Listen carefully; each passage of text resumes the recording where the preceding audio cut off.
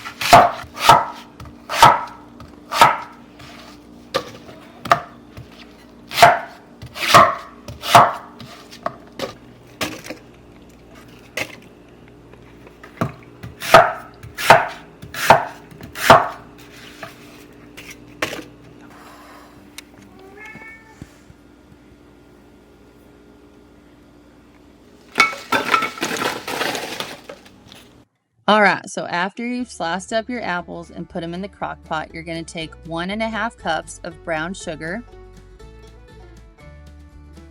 a half a cup of granulated sugar, and here's the secret to making it super easy, 2 to 3 tablespoons of pumpkin pie spice, which already has basically everything they put in apple butter. You're going to mix that up.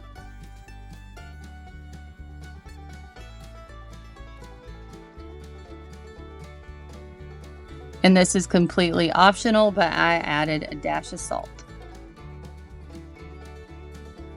You're going to put the lid on your crock pot and cook it on low for 10 hours. I like to start this in the evening so I can wake up early in the morning and finish it.